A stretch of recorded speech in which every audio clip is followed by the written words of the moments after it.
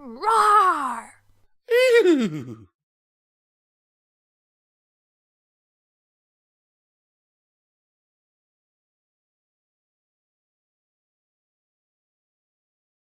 Awakening by Solocitizen.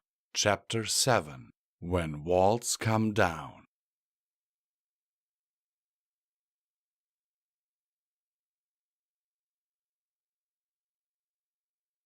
Lumina light curled up in a ball on the floor, with a metal grating digging into her side.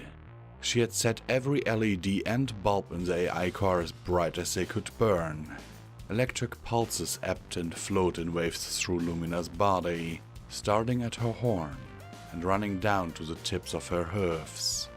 She repeated the words, "It's not real, it's just in your head," as a mantra and clung onto it. She stroked her tail with her hooves and tried to shut out the odd sensations coursing through her. "It's not real, it's just in your head," she said. "It's not real." But it was real. She produced light from her horn, and now something electric raced down her spine. "Lumina, we need to talk," said the voice in her head. "No, we don't," she replied. "There's nothing to talk about, and if I just ignore you, you'll go away, just like Silverprickle said." Lumina pressed her hoofs over her ears, shut her eyes, and yelled out her mantra. After a few minutes, and no reply from the voice, her beating heart slowed and her fears abated. When she had calmed down enough to get on her hoofs, Lumina breathed in deep and laughed the whole thing off as nothing more than her overactive imagination. She didn't do magic just then, because magic wasn't real, and she certainly didn't need any more therapy. "See, Lumina, no voices," she told herself. "You outgrew that face long ago." "I'm still here." Lumina jumped and shrieked and bolted out of the AI core. There was a sick bay just 2 decks down, and the Interstellar Express kept it stocked with pharmaceuticals of every variety to keep ponies safe, sane, and delivering their shipments on time. A crazed pony could easily turn a 1.2 kilometer long FTL ferry into a flying lawsuit. Hopefully, one of the sick bays would have something to make the voice go away. If not, she always had tranquilizers. "Would you just listen to me for 1 minute?" "Sorry, too busy trying to get you out of my head to stop and chat." Lumina rushed down the stairs to sick bay. "Now, if you'll excuse me, I'm going to try to science you away." The doors to sick bay parted and water surged out into the stairwell. Lumina mentally noted to fix it, but didn't pause any longer than to curse. She splashed her way across the sick bay to a supply room in the back. The flooding was much worse in there, maybe about half a meter high with pill bottles bobbing up and down. Lumina placed her hoof on the floor scanner and braced herself against the frame. Water cascaded out of the supply room and rolled over her legs, but she held her footing, and after the water drained, she darted inside. "You have to listen to me," the voice said. "You've wasted enough time as it is. You need to start studying and teaching yourself how to use magic. Am I going to have to lecture you?" Lumina flung every drawer and cabinet open and ripped the neatly ordered bottles from the shelves. She checked one, but didn't find what she was searching for, so she dropped it and continued until she checked every last bottle. No nullamine. She stomped her hoofs in the water. "Okay, you've asked for it now. I'm going to lecture at you. And if that doesn't work, I might have to sing a song." Lumina searched through the discarded bottles until she found a tranquilizer that would knock her out for the next 12 hours. She ripped off the cap with her mouth and dumped 3 pills onto her hoof. She raised the pills to her lips, and her heart dropped into a pit below her stomach. Something was wrong. Lumina checked the warning labels on the side of the bottle, put the pill back, and tried again. Just as before, the pit beneath her heart stopped her from shoving them into her mouth. "Listen, I know what you're going through right now." The voice in her head changed its tone. "The hardest lesson I ever had to learn was that sometimes you just have to trust something, even if it doesn't make any sense. Did your parents ever make you take pills that made you dizzy and impossible to think straight? Lumina spun around and slammed her hoof on the counter. I did. I had to do it for 3 years. Every week I had therapy sessions with a stallion that, to this day, I want to kick in the face. He put me under hypnosis, attached electrodes to my head, psychoanalyzed everything I said. Did you have to deal with that? Not exactly. It was more like my friend Pinkie Pie said she could predict the future with tail twitches and eye flutters. Alright, enough! Time to shut you up! Lumina put the pills under her tongue just as the label advised. Eye flutters and twitchy tails. I think I'll just go back to therapy. I'm clearly insane. I have a voice in my head that talks to me on occasion, and it said I should start believing in twitchy tails that can predict the future. It wasn't about believing in some twitchy prediction thingy. Yes, it didn't make any sense and I never fully accepted it. But the lesson wasn't about believing in something completely irrational. It was about believing in her. Sometimes you just have to believe in your friends, even if you don't understand why. The same can be said about yourself. You can't tell me that you believe taking all those pills is a good idea. No, Lumina said. In all honesty, the idea of taking them makes me sick. Then why don't you trust yourself and do what you believe is right? The image of Silver Prickle, her mother and father fighting, and all those therapy sessions and late nights filled with nausea flooded back to her. But something else much deeper than the voice in her head or those painful memories said no. Something was wrong, and it clenched into a rock right above her heart. As a filly, Lumina used to listen to that part of her all the time, but as an adult, she had conditioned herself to ignore it. She conditioned herself not to. Lumina put a hoof to her forehead, clenched her eyes shut, and gave in to the part of her just above her heart. She spat the pills out. I really hope you know what you're doing, Twilight Sparkle. Actually, my best plans haven't worked so far. The only pony you should trust is yourself. I'm just here to help you along.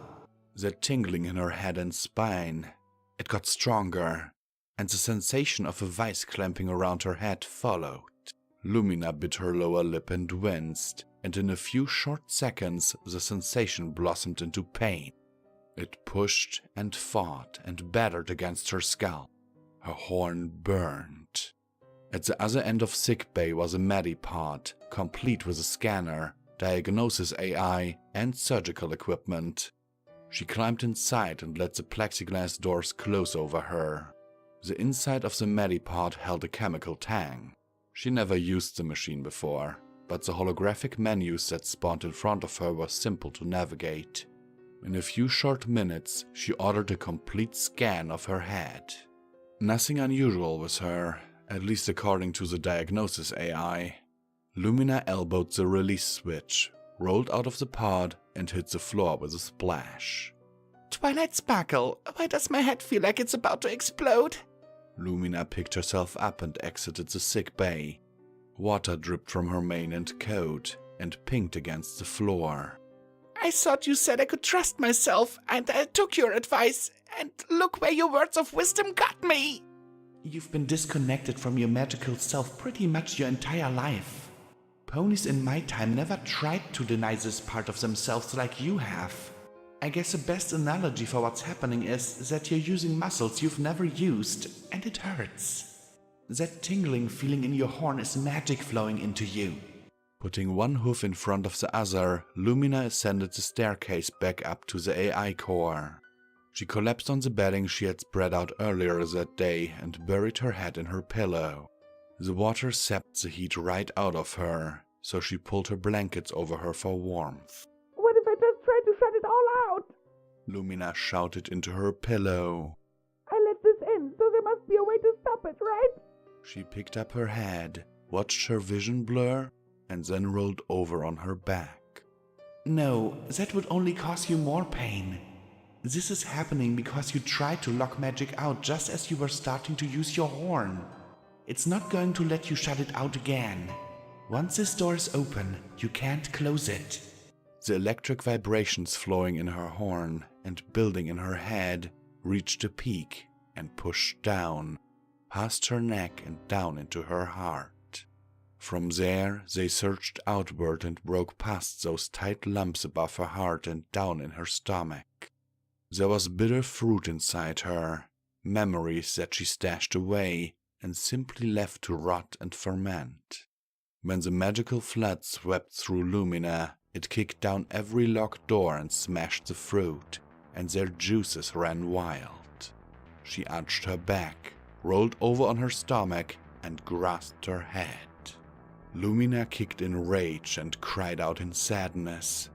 All the pent-up emotions from her agonizing years of therapy, the separation of her parents, the loss of her mother, not being strong enough to deal with the ship that attacked Luna Dream or the centipede beneath the ice, the fact that she was responsible for the jumps that fried Animus, rushed through her.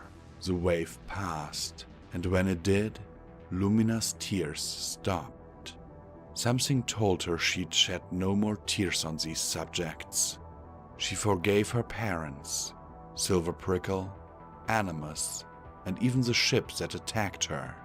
Magic pulsed down her spine, out to the tip of her tail, and to the end of each of her limbs. Where it flowed, it brought that same vibration that filled her horn. It ignited her bones, warmed her skin, and healed her tortured soul. Then it hit resistance, but instead of forcing its way through, the pressure in Lumina's heart subsided. The magic continued to flow into her, but it left that pain alone. For a long time, Lumina just lay on her back and stared up at the ceiling in an ecstatic trance. The lights above her head burned a little brighter than they had before, and the colors surrounding her popped. Magic flowed in through her horn and raced down the river of her spine. Her limbs were streams along that mighty river. Twilight Sparkle? What is it, Lumina? How is it that I can talk to you if you've been dead for tens of thousands of years? I think you've had enough mind-blowing revelations for one day. Besides, some pony else wants to explain that to you. By the way, you might want to check out your ship's proximity thing. It's about to go off. What are you talking about? Lumina propped herself up on her front legs. We're all alone out here. Nothing's going to trip the proximity screen. An alarm sounded and red lights flashed along the ceiling. Sure enough, it was the proximity alarm. Whenever an unauthorized object larger than a clump of lint got close to the ship, an alarm sounded. Alert! Alert! Collision detected!